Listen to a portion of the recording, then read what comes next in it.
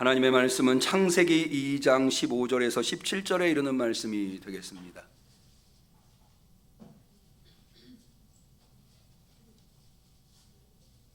주연절 후 네 번째 주일에 특별히 민족의 명절인 설을 앞두고 사모하는 심령으로 대면으로 비대면으로 주 앞에 나와 예배드리시는 우리 성도님들에게 하나님께서 꼭 필요한 말씀으로 능력의 말씀으로 주신 창세기 2장 15절에서 17절의 말씀, 사모하는 심령으로 우리 같이 소리내어서 한 목소리로 봉독하겠습니다. 여호와 하나님이 그 사람을 이끌어 에덴 동산에 두사 그것을 다스리며 지키게 하시고, 여호와 하나님이 그 사람에게 명하여 가라사대 동산 각종 나무의 실과는 내가 임의로 먹되 선악을 알게 하는 나무의 실과는 먹지 말라. 내가 먹는 날에는 정령 죽으리라 하시니라. 이는 하나님의 말씀입니다. 아멘.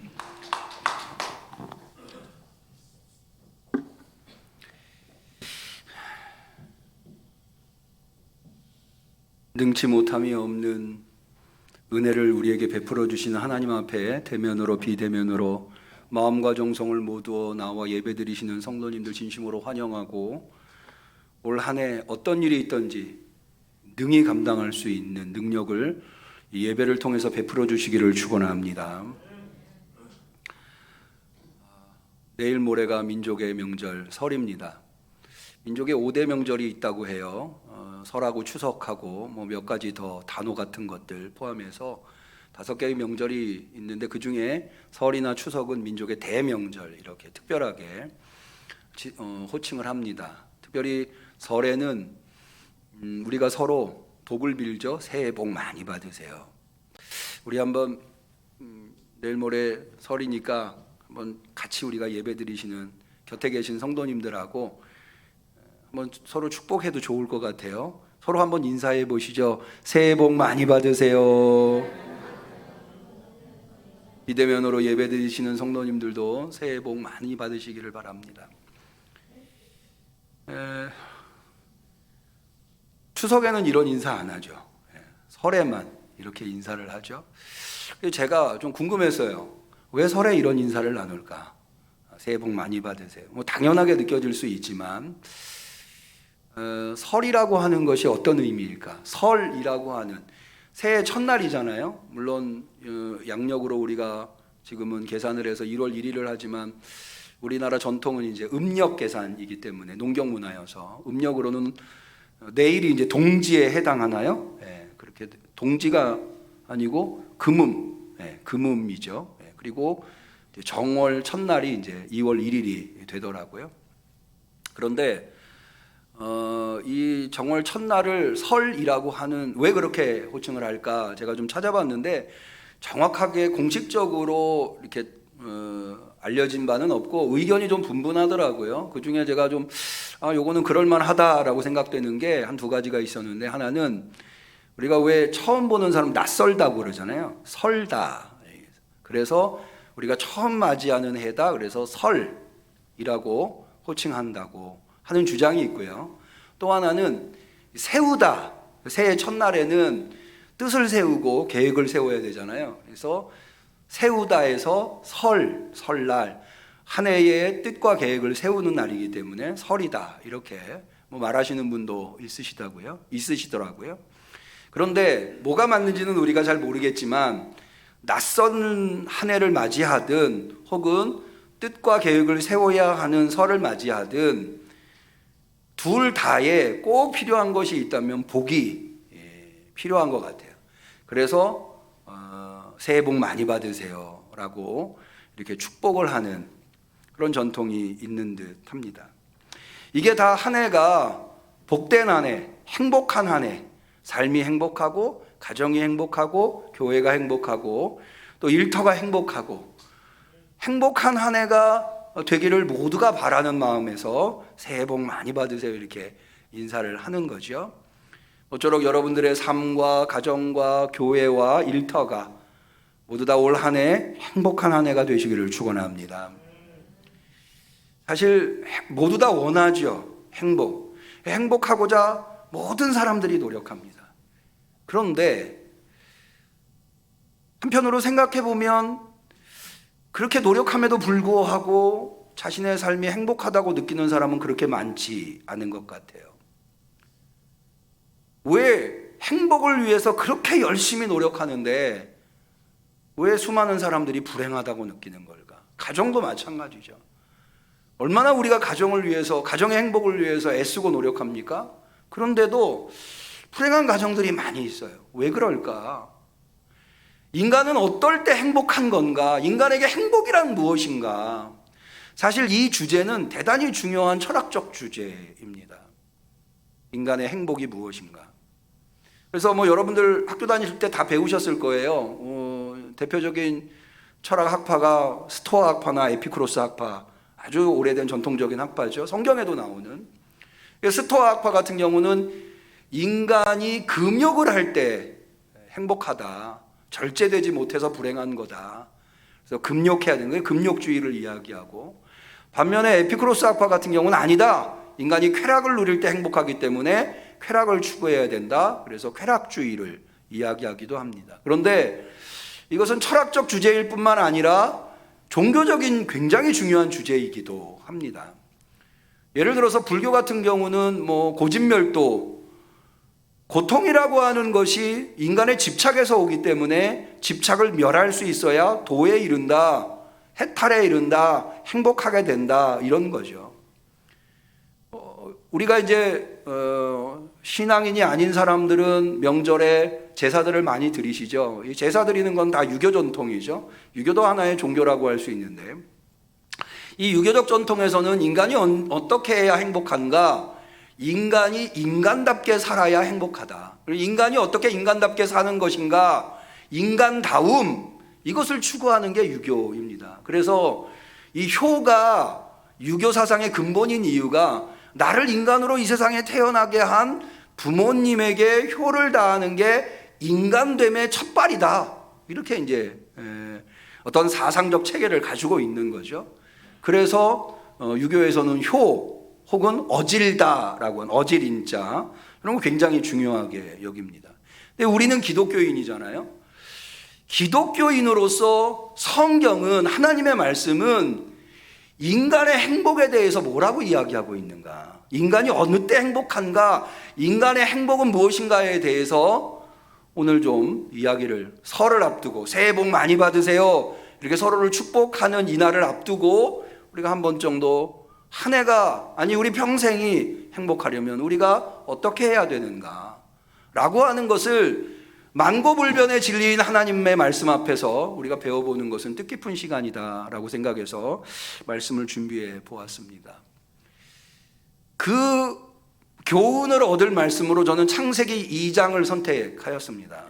사실 이 창세기 2장을 선택한 데에는 세 가지의 이유가 있습니다. 첫 번째는 뭐냐 하면, 창세기 2장에는 에덴 동산 이야기가 나오죠. 여러분, 인류 역사 속에 가장 인간이 행복했었던 때가 언제였을까요? 두말할 것 없이 에덴 동산 때 아니었을까 합니다. 그래서 에덴 동산을 우리가 낙원이라고 하죠. 에덴 동산에서 아담과 하와가 가장 행복했었던 거죠. 두 번째는 이 창세기 2장은 인간은 어떤 존재인가, 인간의 근원에 대해서 이야기하고 있습니다. 잘 아시는 대로 인간은 하나님이 흑으로 사람을 만드시고 그 코에 생기를 불어넣으셔서 생명, 살아있는 인간이 된 거죠. 인간의 근원, 여러분, 우리는 지금 동물의 행복, 다른 것의 행복을 이야기하는 게 아니라 인간의 행복을 이야기하잖아요. 그러니까 인간의 근원이 인간이 무엇인가라고 하는 것을 아는 것도 인간의 행복을 논할 때 대단히 중요한 부분이라 할 수 있죠. 세 번째로는 이 창세기 2장의 이야기가 3장으로 이어지죠. 3장은 이른바 신락원 이야기죠. 낙원을 잃어버린 이야기. 그러니까 인간이 행복했다가 왜 불행하게 되었는가?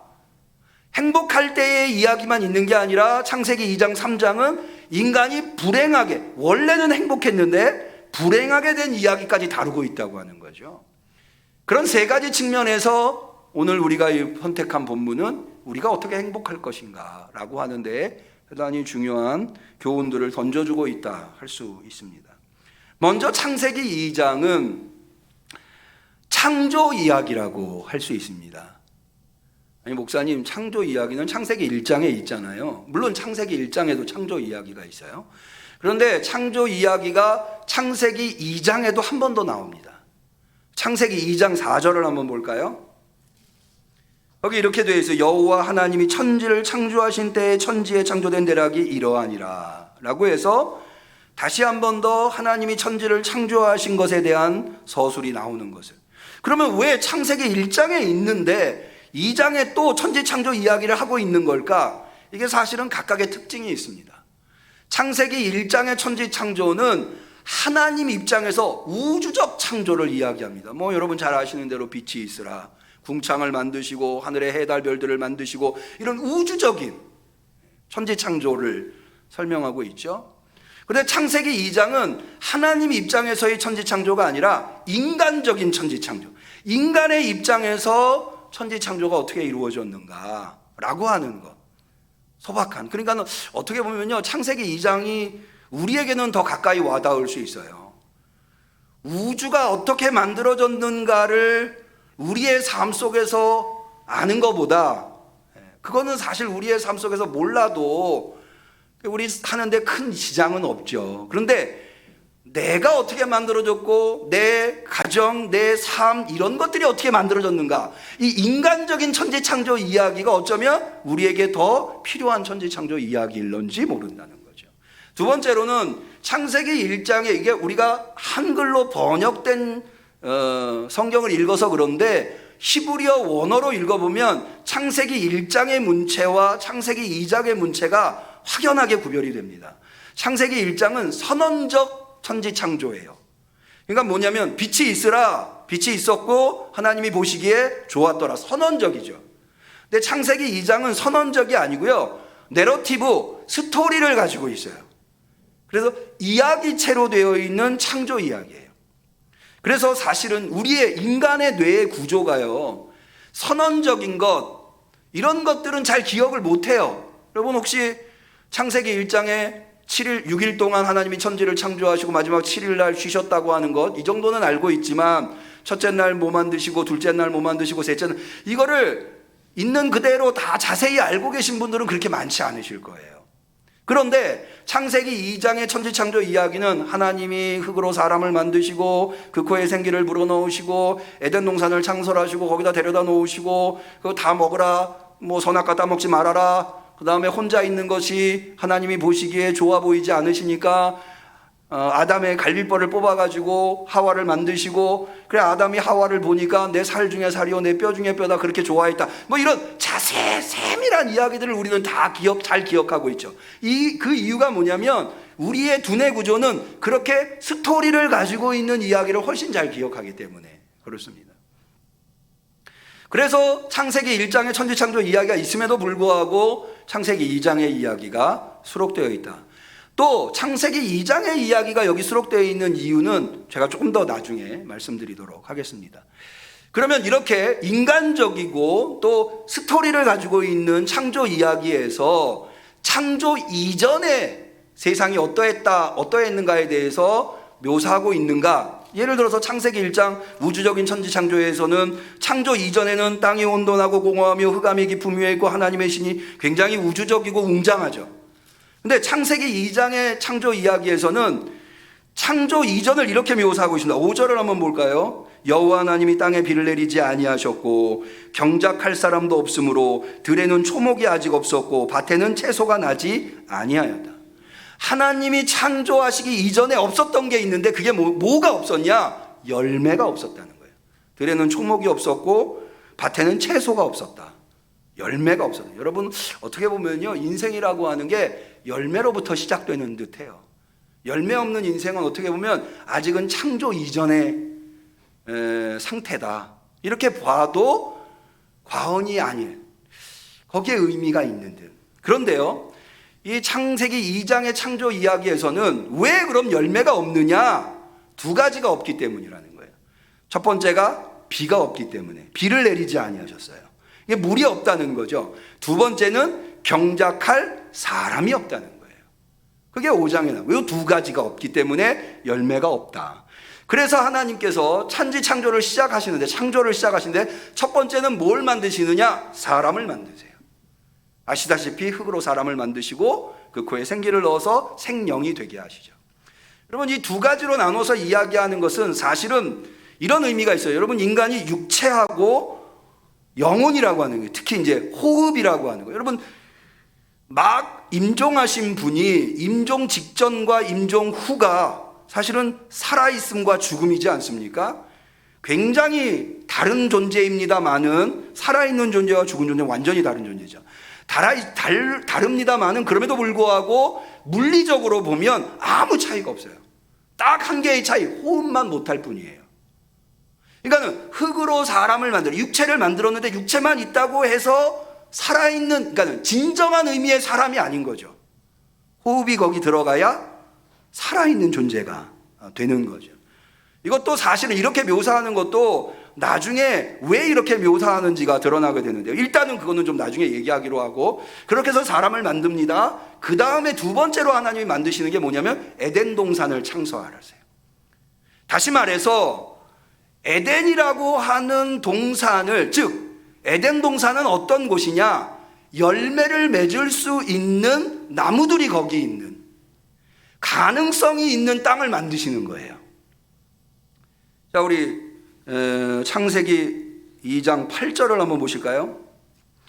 여호와 하나님이 동방의 에덴에 동산을 창설하시고 그 지으신 사람을 거기다 두시고 여호와 하나님이 그 땅에 보시기에 아름답고 먹기에 좋은 나무가 나게 하시니 동산 가운데에 있는 생명나무와 선악을 알게 하는 나무도 있더라 라고 해서 거기 먹기에 아름답고 보기에 아름답고 먹기에 좋은 나무가 나게 하셨어요. 그 나무들은 대부분은 다 유실수, 열매를 맺는 나무라는 거죠. 거기에다가 방금 만든 사람을 데려다 놓은, 그래서 좀 상식적으로 생각해보면 순서가 바뀐 게 아닌가. 먼저 땅을 만들고 그 다음에 사람을 만들어서 거기다 데려다 놓는 게 조금 더 논리적으로 맞는 게 아닌가. 어쨌든 성경은 사람부터 만들고 그 다음에 에덴 동산 만들고 먼저 만든 사람을 거기다 데려다 놨다고 이야기를 하고 있습니다. 여기에도 사실은 이유가 있습니다. 세 번째로 만든 것은 아까 뭐가 없어서 열매가 없다고 그랬죠? 사람과 물이 없다고 그랬죠. 그래서 에덴 동산에서 물이 발원하도록 하십니다. 창세기 2장 10절 볼까요? 강이 에덴에서 발원하여 동산을 적시고 거기서부터 갈라져 네 근원이 되었다 라고 해서 물이 에덴 동산을 적심으로 말미암아 열매를 맺을 수 있도록, 이제 에덴 동산이 열매를 맺을 수 있는 모든 조건을 갖추어 놓았어요. 그런데 하나님께서 여기 한 가지 더 만드십니다. 그게 뭐냐 하면 질서라고 하는 것, 법이라고 하는 걸 만드세요. 여러분, 사실은요, 땅이 있고 물이 있고 사람이 있다고 열매가 있는 게 질서와 법이 있어야 돼요. 사계절이 있어야죠. 우주의 삼라만상이 움직이는 질서가 있어야지 거기에서 열매가 맺는 거지, 만약 이런 것들이 모두 무질서하게 움직인다면 어떤 생명도 거기에 열매 맺을 수 없을 겁니다. 그래서 하나님이 법, 질서를 만드세요. 그런데 세 가지 법을 만드세요. 첫 번째 법은 뭐냐? 창세기 2장 오늘 우리가 읽은 내용에 나오는데, 여호와 하나님이 그 사람을 이끌어 에덴 동산에 두사 그것을 다스리며 지키게 하셨다. 첫 번째 법은 사람을 데려다 놓고는 그 사람이 해야만 하는 것이 무엇인가? 해야만 하는 게 뭐예요?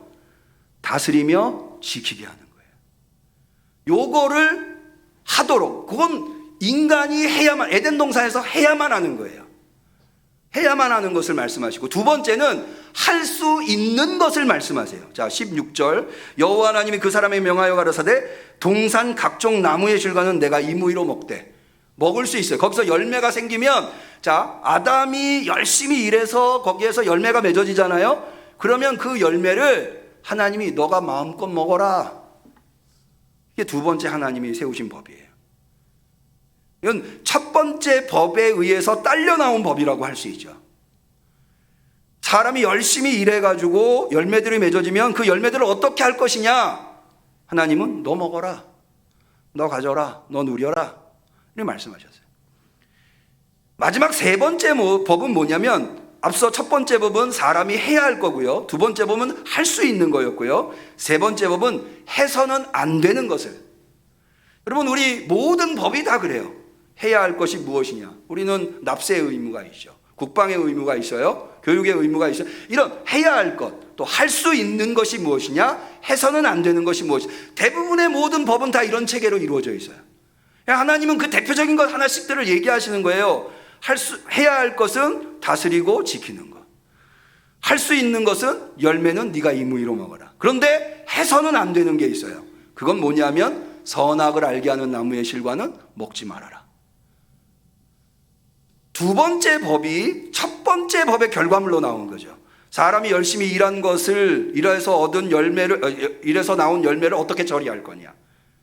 그런데 세 번째 법도 두 번째에서 나온 거예요. 너가 모든 나무의 실과를 먹어라. 그런데 딱 한 가지, 선악을 알게 하는 나무의 실과는 먹지 마. 네가 먹을 수 있지만 경계를 딱 정해 주신 거예요. 요것만은 먹지 마라. 요거는 해서는 안 된다. 그러면 왜 선악과는 먹으면 안 될까요? 선악과라고 하는 게 선과 악을 판단하는, 어떻게 보면 굉장히 소중한 지혜 아닙니까? 오히려 그런 것들을 먹어서 지혜롭게 되어야 일을 더 잘하죠. 근데 왜 이거 먹지 말라고 그랬을까? 여기 이유가 있어요. 선악과라고 표현되어 있는 거, 선과 선악을 알게 하는 나무의 실과, 선악이라고 하는 게 뭐냐면 토브라라고 해요. 토브는 영어로 옮기면 굿이에요. 좋다, 선하다. 우리가 굿을 선으로 옮기기도 하죠. 근데 라는 뭐냐면 not이에요. 그러니까 good, not good 이거예요. 이게 선악이에요. 선하지 않은 게 악한 거예요. 그런데 그러니까 라보다는 더 중요한 게 이 토브라고 하는 선인데요. 요 단어가 어디에 나오냐? 창세기 1장에도 나와요. 창세기 1장에 어디에 나오냐면 하나님이 빛이 있으라, 빛이 있었고 보시기에 좋았더라. 굿이에요. 보시기에 좋았다는 거죠. 그런데 여러분이 아시다시피 창세기 1장은 계속해서 하나님이 만드시는 것을 놓고 보시기에 좋았더라, 보시기에 좋았더라. 마지막에 하나님이 인간을 만드시고 보시기에 심히 좋았더라, very good 이라고 표현하고 있는 거죠. 그러면 사실요, 하나님이 천지를 창조하셨다고 하는 것을 우리한테 교훈을 줄 때 한마디면 돼요. 하나님이 천지를 창조하셨다. 이렇게 얘기하면 그만이에요. 근데 왜 창세기 1장은 첫째 날 빛이 있으라, 둘째 날, 셋째 날 이렇게 여섯째 날까지 인간을 만들기까지 복잡한 과정을 거치는 걸까요? 그러면서 과정마다 보시기에 좋았더라, 토브 하신 걸까요? 여기에 담겨있는 의미는 뭐냐면 하나님이 천지를 만드실 때 아무렇게나 만든 게 아니라 하나님이 설계도를 가지고 하나님의 질서와 법을 가지고 그걸 만들었다는 거예요. 그래서 사실은요, 창세기 1장이 우리한테 얘기해 주는 거는 무에서 유를 창조했다고 하는 것, 뭐 없었던 태양이 만들어지고 없었던 별이 만들어지고 없었던 물이 만들어지고 없었던 물고기가 만들어지고 나무가 만들어지고 이것도 중요하지만 그거보다 더 중요한 건 뭐냐면 그런 것들이 어떻게 존재할 수 있는가에 대한 질서를 하나님이 세우신 것. 그게 사실은 굉장히 중요해요. 그래서 그 설계도대로 하나님이 빛을 만드시고 설계도대로 잘 만들어진 거예요. 보시기에 좋은 거죠. 질서를 세우신 그분이 보시기에 좋은 거예요. 요걸 이해하는 게 대단히 중요해요. 여러분, 태양은 하나님이 태양에게 주신 질서가 있어요. 지구는 지구에게 주신 질서가 있어요. 바다와 땅은 바다와 땅에 주신 질서가 있어요. 너 바다는 땅 위로 넘어서지 말아라. 제가요, 군 생활을 22사에서 했어요. 속초 바다 경계, 요번에 왜 얼마 전에 월북하신 어떤 분 때문에 어떻게 그 높은 철책을 뛰어넘었는지, 그게 사실은 22사 제가 군 생활했던 데서 나온대. 근데 그 바다 근무 경계를 쓰는데요, 바다 보초를 쓸 때요 간혹 두려움을 느껴요. 정말 바다가 육지보다 높아요. 한번 여러분 동해 같은 데 가시면 이렇게 한번 바다를 바라보고 서보세요. 지평선이 훨씬 높이 있어요. 가만 서서 거기서 밀려오는 파도를 보면 저 파도가 나를 덮칠 것만 같아요. 그걸 많이 느껴요. 그런데 덮칠지 않아요. 왜요? 하나님이 너 땅의 경계를 넘어오지 말아라, 바다한테 그렇게 명하셨거든요. 그게 느껴져요.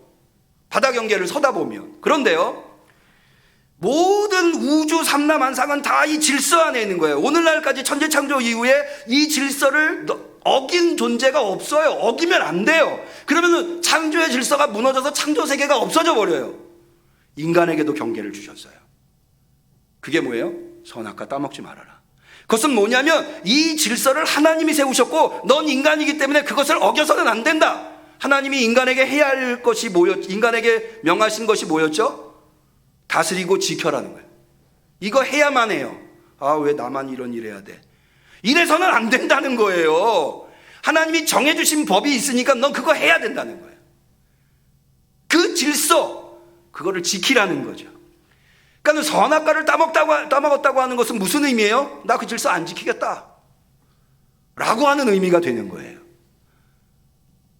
좀 더 설명을 해보죠. 여러분, 이 이야기를 통해서 우리가 세 가지를 알 수 있는데, 첫 번째, 인간은 어떤 존재인가? 인간은 하나님이 창조하신 존재예요. 그 이야기는 뭘 의미하냐면 인간의 소유권이 누구에게 있다는 거예요? 하나님에게 있다는 거예요. 여러분, 그렇게 고백하실 수 있기를 축원합니다. 그러면 하나님이 인간을 왜 창조하셨어요? 답은 명백해요. 이 이야기 안에서 답은 명백해요. 그게 뭐냐면 일 시키려고. 무슨 일? 열매 맺는 일 시키려고. 일 시키려고. 여러분, 바로 철학이나 다른 종교가 결국에 행복하지 못한 이유가 여기 있어요. 인간이 행복하려고 태어났다. 인간의 삶의 목적이 행복이다. 아니에요. 성경은 인간의 존재의 목적이 행복에 있다고 얘기하지 않아요. 인간의 존재의 목적은 하나님이 시키신 일 하려고 있는 거예요. 여러분, 아까 인간에게 시키신 일이 뭐였죠? 두 가지였죠. 다스리고 지키는 거예요.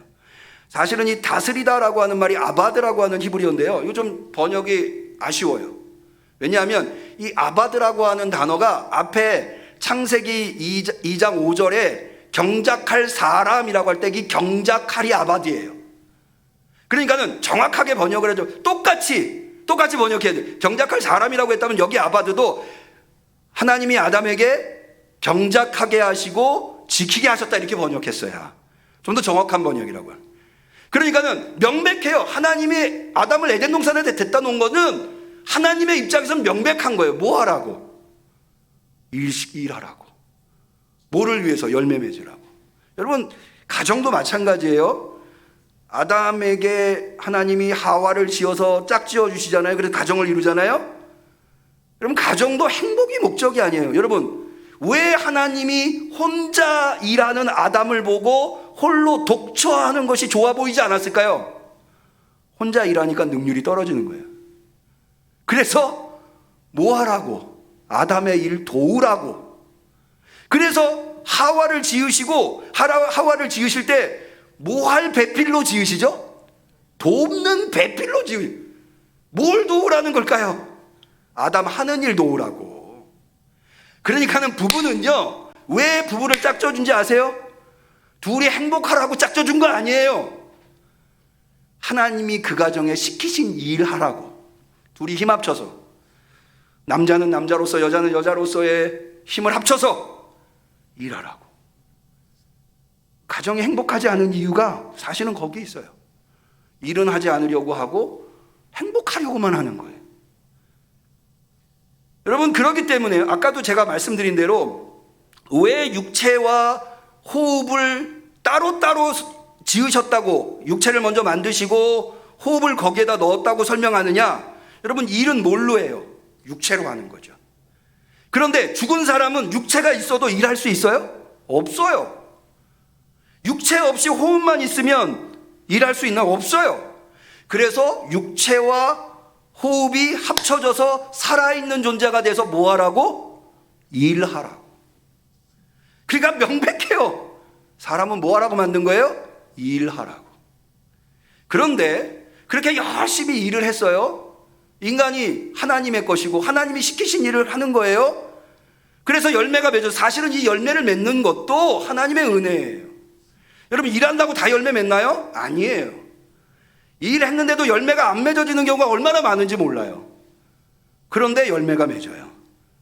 이거 은혜예요. 그런데요, 보세요. 열매, 맺어진 열매, 그 누구 거예요? 여러분, 사람 누구 거라고요? 하나님 거. 거기 에덴 동산 누구 거예요? 하나님 거. 하나님이 만드셨잖아요. 하나님이 만드신 땅에 하나님이 만드신 인간을 데려다 놓고 일해서 열매가 나왔어요. 그럼 그 열매 누구 거예요? 하나님 거죠. 그런데 하나님 뭐라고 말씀하셨어요? 두 번째 계명. 거기서 나온 열매를 네가 다 먹어라. 이게 은혜예요, 은혜. 여러분, 세상에 어떤 주인이 그렇게 해줍니까? 아무도 그렇게 안 해줘요. 하나님이니까 해주시는 거예요. 이게 은혜인 거예요, 은혜. 여러분, 행복이 뭔지 아세요? 자기가 열심히 일해서 나온 열매를 자기가 누릴 때 인간은 진정한 행복을 느끼는 거예요. 여러분, 어떤 사람들은요, 복을요, 일하지 않았는데도 열매가 많아져서 그 일하지 않아도 얻은 열매를 내가 마음껏 누리는 것을 복이라고 생각하는 사람이 있어요. 야, 저 사람 참 운 좋은 사람이다, 복된 사람, 이렇게. 아니에요. 진짜 복은요, 내가 땀 흘리고 노력하고 피 흘리고 눈물 흘려서 열매가 맺어졌는데 그 열매를 내가 누릴 때, 그게 진짜 행복이에요. 제가 예전에도 한번 이 말씀 드린 것 같은데, 제가 좀 저녁 늦게 저녁 식사를 하려고 식당에 들어갔어요. 근데 좀 10시가 넘었어요. 식당이 끝나야 되는데 제가 밥이 되냐고 해서 주문해서 식사를 하는데 주인이신 것 같아요. 돈통을 옆에다 두고 하루 종일 일해서 번 돈을 세시는 것 같아요. 그런데 아마 손님이 그날 많이 들었나 봐요. 지폐가 이렇게 두툼해요. 근데 저는요, 그 지폐를 세는 그 사장님의 얼굴을 지금도 잊을 수가 없어요. 그렇게 행복해 보이는 얼굴은 본 적이 없어요. 하루 종일 아마 자리에 앉지도 못하고 일했을 거예요. 설거지하고 음식 만들고 음식 내놓고 손님 대접하고.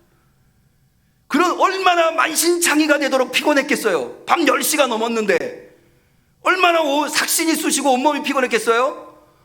근데 저는 한 번도 그런 순간에 수입을 세면서 피곤하다, 이거 너무 지겹다, 이거 꼭 내가 세야 되나, 다음에 하면 안 되나, 이런 사람 본 적 없어요. 또 행복한 사람을 봤어요. 언제 행복한 얼굴을 봤냐면, 손주를 안고 있는 할아버지 할머니, 어린 손주가 눈앞에서 재롱 피울 때 그것을 지켜보고 있는 할아버지 할머니의 얼굴. 왜? 내 자식이 낳은 자식이 내 앞에서 재롱을 피우는데 왜 행복하지 않겠어요? 이게 행복이에요. 근데 자꾸 사람들은 다른 데서 행복을 찾아 일하지 않고 행복을 하려고 그래요. 여러분, 인간의 지혜를, 고대로부터 이어온 지혜를 담아놓은 지혜서가 구약에 3권이 있죠. 그 중에 전도서라고 하는 책이 있어요. 전도서 3장 12절에 이렇게 되어 있어요. 들어보세요. 사람이 사는 동안에 기뻐하며 선을 행하는 것보다 나은 것이 없는 줄을 내가 알았고. 사람이 사는 동안에 뭐가 나냐?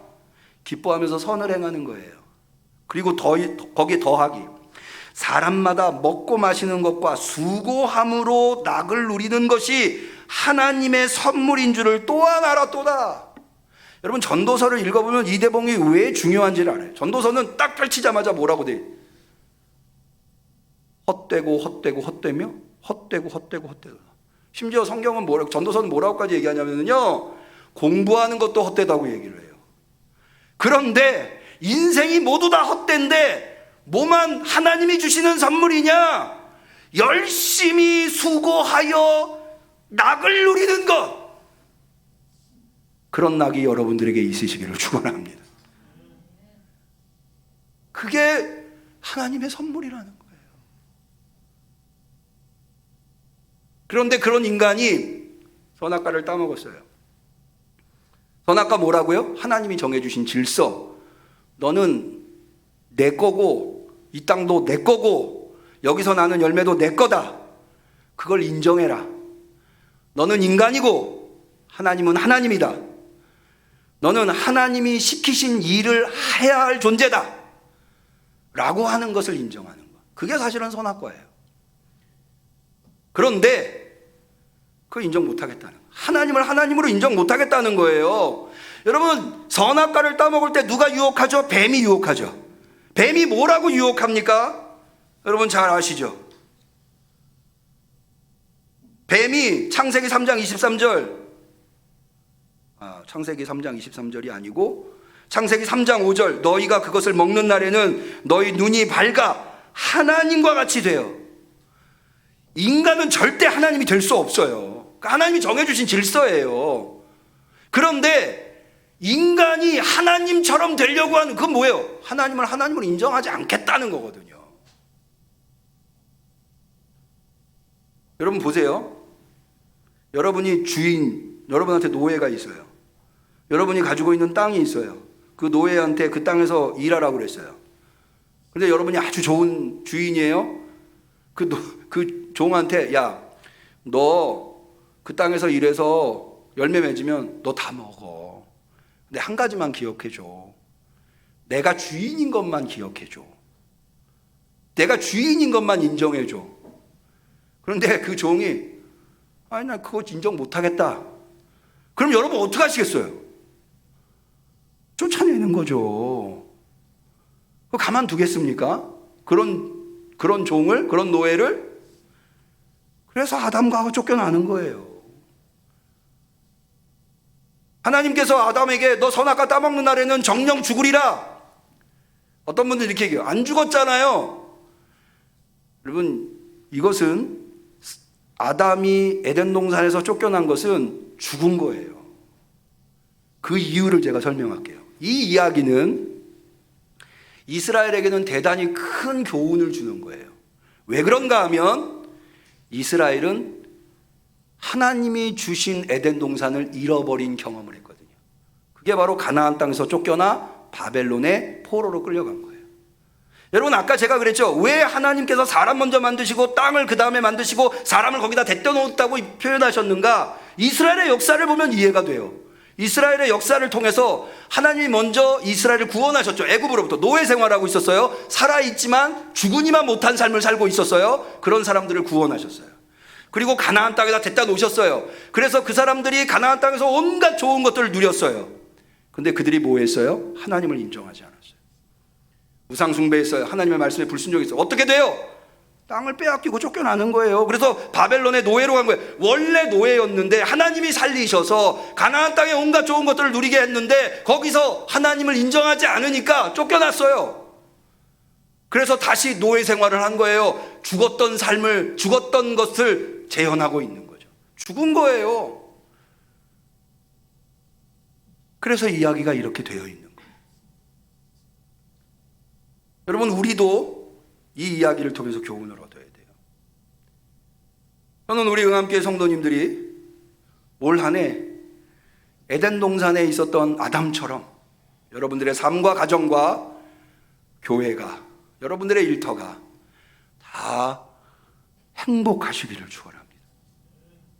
그러려면 먼저 첫 번째, 열심히 일하셔야 돼요.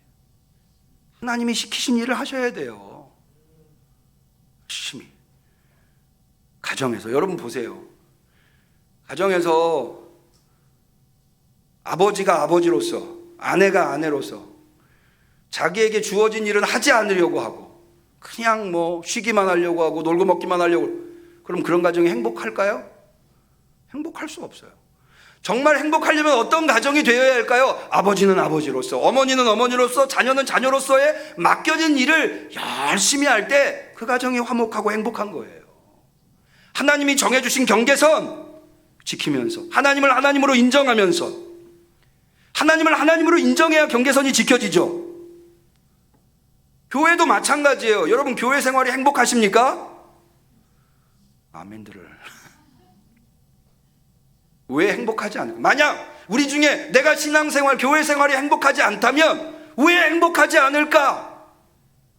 어쩌면 교회 안에서 일하지 않고 그냥 왔다 갔다.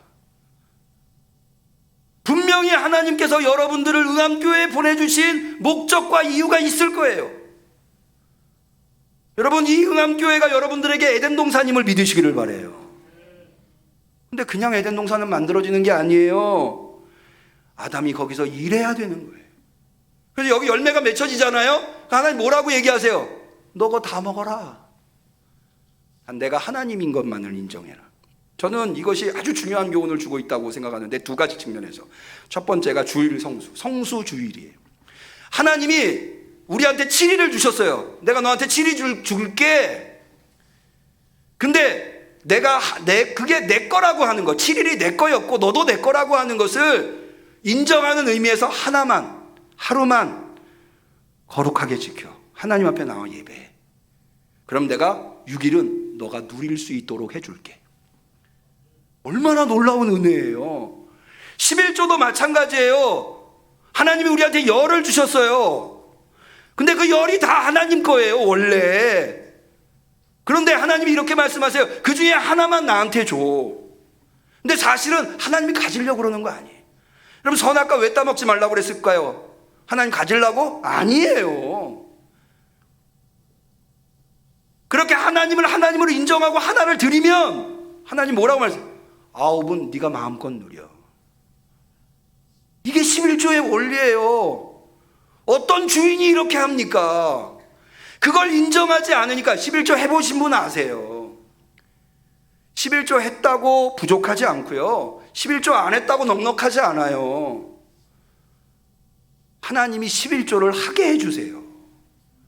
힘주시고 능력 주세요. 11조 하는 분 중에 넉넉해서 하는 분은 아무도 없어요. 저희 어머님 여기 계시지만 어머님이 그래. 11조는 9 쓰고 남은 거 내는 거 아니고 처음에 하나 떼고 첫 번째를 드리고 나머지 9을 가지고 쓰는 거다. 이게 11조의 원리예요. 그런데 이 하나님을 하나님으로 인정하지 않고, 내가 하나님의 것이라고 하는 걸 인정하지 않고, 내가 내 멋대로 살려고 하고 내가 얻은 거 내가 다 누리겠다고 하니까 어떻게 돼요? 아담이 에덴 동산에서 쫓겨나는 거예요. 아무리 움켜줘도 손가락 사이로 다 빠져나가는 거예요. 내 삶이 고통스럽고 행복하지 않은 거죠. 하나님을 인정하셔야 돼요. 내가 열심히 일하고 거기에서 나온 열매, 그거 하나님 겁니다. 하나님을 하나님으로 인정하고 내가 그렇게 한 해를 살려고 노력할 때 내 삶이 그 주신 열매를 내가 누리면서 행복해하는 거예요. 따라합니다. 행복은 목적이 아니라 하나님의 선물이다. 하나님이 주시는 선물인 거예요. 누구에게 주세요? 열매 맺으려고 애쓰고 노력한 사람들한테. 그래야 여러분들의 가정이, 여러분들의 교회가, 여러분들의 일터가 여러분들의 낙원이 되시는 거예요. 기도하겠습니다. 하나님 아버지, 오늘 우리에게 말씀을 통해서 이 설 명절을 앞두고 우리가 어떤 뜻을 세워야 하며 우리가 어떤 결단을 해야 하는가, 이 낯선 한 해에 우리는 어떻게 살아야 하는가를 알게 하시니 감사합니다. 주신 말씀으로 올해의 목표를 삼겠습니다. 알겠습니다. 하나님, 내가 열심히 일하겠습니다. 하나님이 왜 나를 이 가정에다가 데려다 놓으셨고, 나를 왜 이 교회에다가 데려다 놓으셨고, 나를 왜 이 일터에다가 데려다 놓으셨는지 내가 깨달았습니다. 열심히 일하겠습니다. 최선을 다하겠습니다. 하나님, 설에 이런 결단을 하니 추석에 많은 열매 있게 하옵소서. 한 해를 돌아봤을 때 행복한 한 해였다고 고백할 수 있게 우리 응암교회 성도들을 축복하여 주시옵소서. 예수님의 이름으로 기도 올리옵나이다.